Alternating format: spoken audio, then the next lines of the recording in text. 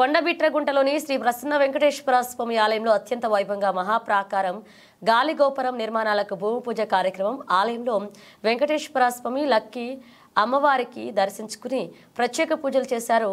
శ్రీ విధుశేఖర భారతీ మహాస్వామి వారు నెల్లూరు జిల్లా విజయయాత్రలో భాగంగా బీట్రగుంట శ్రీ ప్రసన్న వెంకటేశ్వర స్వామి వారిని దర్శించుకుని ఆలయ అభివృద్ధి కార్యక్రమాలకు శ్రీకారం చుట్టారు. శృంగేరి శారదాపీఠ జగద్గురువులు శ్రీ శ్రీ శ్రీ విధుశేఖర భారత మహాస్వామి వారు కష్టపడుతూ ఉన్నారు.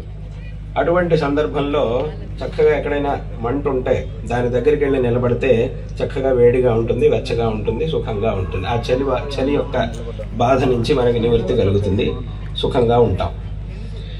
ఇప్పుడు శంకరాచార్యులు వారు కాబట్టి దేవుడు కూడా ఎటువంటి వాడు అని అంటే ఎవరైతే తనను ఆశ్రయిస్తారో వాడు ఎటువంటి వాడైనా సరే ఆశ్రయించిన తర్వాత వాడు ధనవంతుడా అథవా సామాన్యుడా, పండితుడా, పామరుడా అనేటటువంటి భేదాన్ని భగవంతుడు ఎప్పుడూ కూడా చూడడు.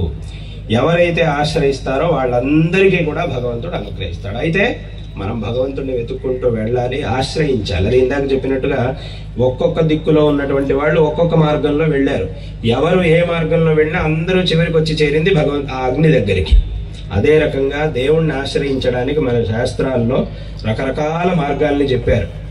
ఎందుకంటే ఒకే మార్గాన్ని చెప్తే అయినా సరే వాడి ఉపశమనం అనేది కలుగుతుంది. అక్కడికి వెళ్ళిన తర్వాత మళ్ళీ ఇంకా ఆ అగ్ని అనేది వచ్చినటువంటి మనుషుల్లో భేదాన్ని చూడదు.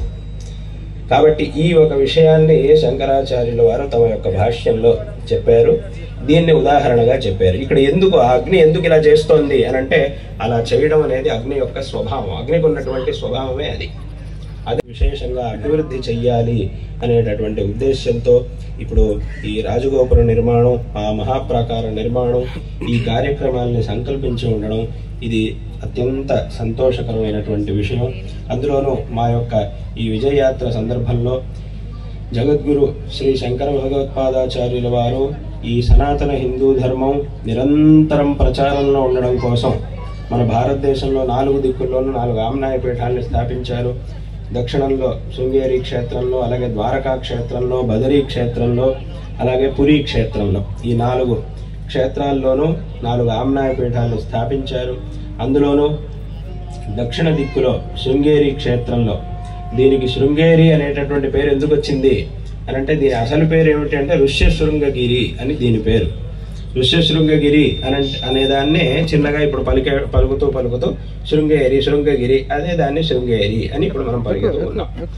ఉన్నాడు ఇటుపక్క ఉన్నాడు, ఆటు దిక్కులో ఒకడున్నాడు, ఒక్కొక్క దిక్కులో ఒక్కొక్కడు ఉన్నాడు. వీళ్ళందరూ చలికి బాగా ఇబ్బంది పడుతూ ఉన్నారు. అగ్ని అనేది ఒక చోట వెలుగుతూ ఉంది. అప్పుడు వీళ్ళందరూ ఏం చేయాలి అని అంటే ఆ చలి నుంచి వాళ్ళకి నివృత్తి కలగాలి అని అంటే ఆ అగ్ని దగ్గరికి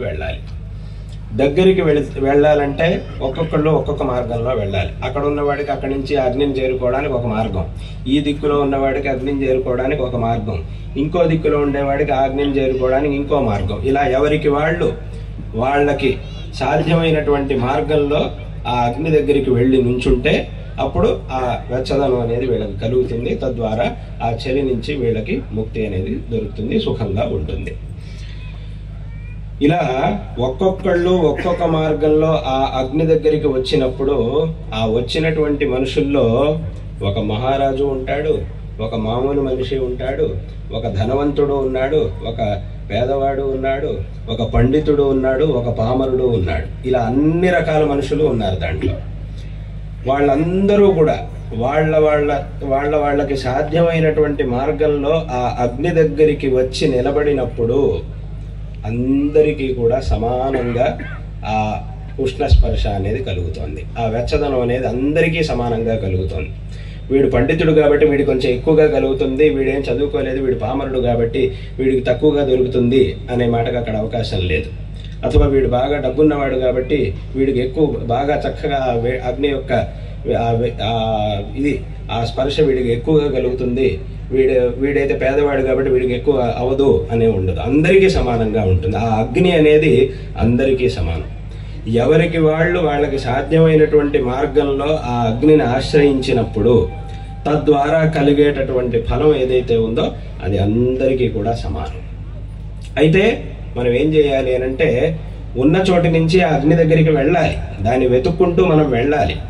వెళ్ళి దాని ముందుకెళ్ళి నిలబడితే అప్పుడు మనకి కావాల్సినటువంటి ఫలం, మనకి ఆ చలి నుంచి మనకు ఉపశమనం అనేది కలుగుతుంది.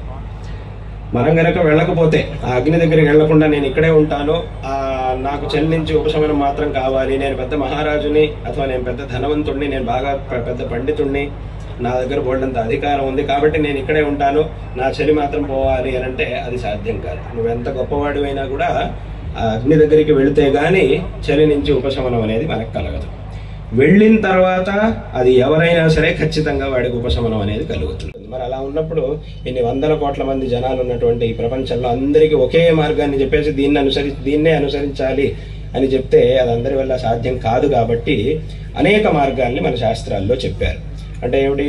హోమం చేయడం, విగ్రహాన్ని ఆరాధించడం, ధ్యానం చేయడం, మంత్రజపం చేయడం, క్షేత్రాల్ని సందర్శించడం, స్తోత్రాల్ని పఠించడం, పురాణాల్ని పఠించడం, ఇలా అనేక విధమైనటువంటి మార్గాల్ని భగవంతుడిని ఆశ్రయించడానికి శాస్త్రాల్లో చెప్పారు. ఇంకా ఈ మార్గాల్ని అనుసరించేంత శక్తి మాకు లేదు అని గనక అనేటటువంటి పరిస్థితి గనక ఎవరికైనా ఉంటే అటువంటి వాళ్ళ కోసం కూడా శాస్త్రాల్లో ఒక మార్గం చెప్పారు. ఇంకా ఏ మార్గాన్ని అనుసరించడం నీ వల్ల కాదు అని అంటే కానీ ఒక్కసారి ఆ దేవుడి యొక్క నామాన్ని ఉచ్చరించినా చాలు.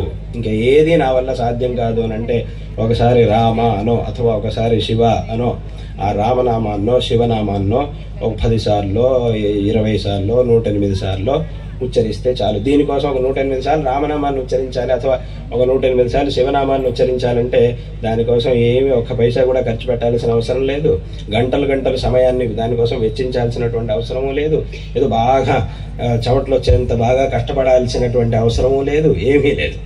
కేవలం 108 సార్లు, ఇంకేమీ సాధ్యం కాదంటే 108 సార్లు రామనామం ఉచ్చరిస్తే చాలయ్యా, తద్వారా నీకు భగవద్ అనుగ్రహం కలుగుతుంది అని శాస్త్రం చెప్తుంది. అంటే దేవుడి యొక్క అనుగ్రహం మనకి కలగడం కోసం శాస్త్రముల్లో మన యొక్క ఈ హిందూ ధర్మం ఈ ప్రపంచంలో ఉండేటటువంటి ప్రతి ఒక్క వ్యక్తికి భగవద్ అనుగ్రహం కలగాలి అనేటటువంటి ఉద్దేశ్యంతో ఈ ధర్మం అనేది ఇన్ని మార్గాలను ఏర్పరిచి మనకి చూపిస్తూ ఉన్నది. కాబట్టి ఈ మార్గాల్లో ఏ మార్గంలో మనకు సాధ్యమైనటువంటి ఏ మార్గాన్ని అనుసరించినా కూడా చివరికి మనం చేరుకునేది ఆ భగవంతుడి దగ్గరికే. తద్వారా ఆ భగవంతుడి దగ్గరికి చేరుకున్న తర్వాత ఇంకా ఆ భగవంతుడు ఎవరి విషయంలోనూ భేదాన్ని చూడడు, అందరికీ కూడా విశేషంగా అనుగ్రహం చేస్తాడు. కాబట్టి ఆ భగవద్ అనుగ్రహం అనేటటువంటిది జీవితంలో మనకి ఎంతో ఆవశ్యకమైనటువంటిది. అటువంటి మనల్ని అనుగ్రహించే ఆ భగవంతుడు ఉండేటటువంటి ఆ క్షేత్రాలను విశేషంగా సంరక్షించుకోవడం, ఆ క్షేత్రాల్ని విశేషంగా అభివృద్ధి పరుచుకోవడం అనేది మన యొక్క ఆద్య కర్తవ్యం. కాబట్టి ప్రస్తుతం ఈ అత్యంత ప్రాచీనమైనటువంటి క్షేత్రంగా